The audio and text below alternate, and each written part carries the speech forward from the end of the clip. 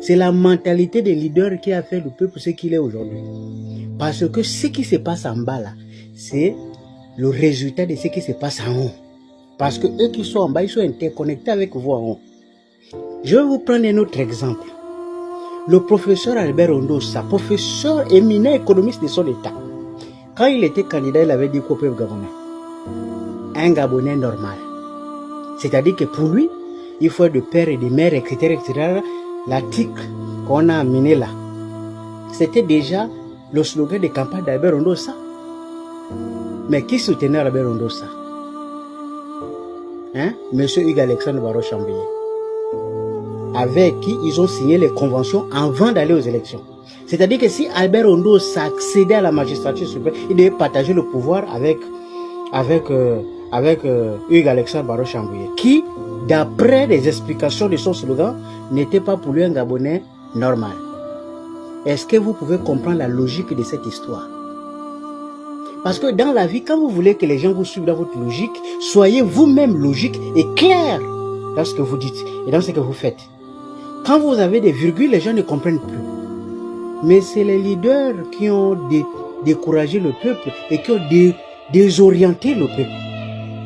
Comment quelqu'un qui dit défendre les intérêts du plus grand nombre, dès que tu as l'opportunité, tu pars pour ton propre intérêt, et puis tu dis que les autres ne peuvent pas. Non, c'est qu'un pays sans référence, les masses ne peuvent rien.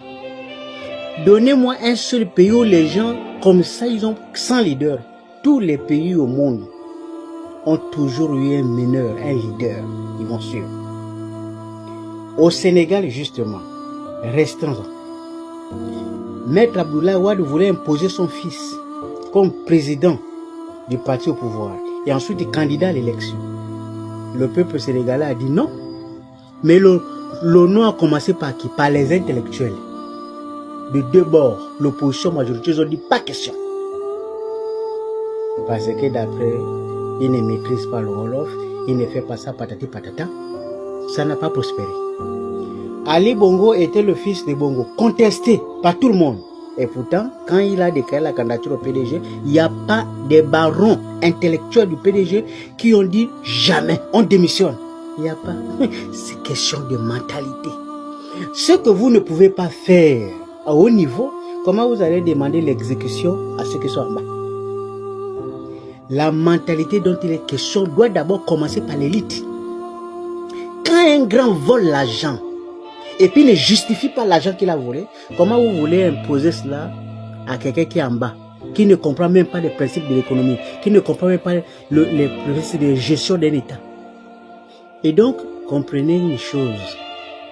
Ça veut dire que si aujourd'hui le Gabon est ce qu'il est, c'est grâce, avec la bénédiction de ces pseudo-intellectuels et entre guillemets cadres. Parce que chez les autres, les cadres, ça fait évoluer. Ousmane Sako est un banquier. Ils sont en train de faire évoluer les choses avec Diomaye Faye. Donc, nous, on a des cadres qui sont formatés d'une manière que quand tu regardes bien, c'est comme s'ils ont passé leur temps en train de tricher un peu. Parce que ça ne s'explique pas que les mêmes diplômes, avec les mêmes universités, les autres se comportent autrement, vous aussi vous comportez comme des démons. Ça n'a pas de sens. Comment un économiste va passer tout son temps en train de voler l'argent? Et puis on dit que c'est une matrice intellectuelle. Quelle matrice intellectuelle? Un intellectuel crée la richesse, il ne vole pas.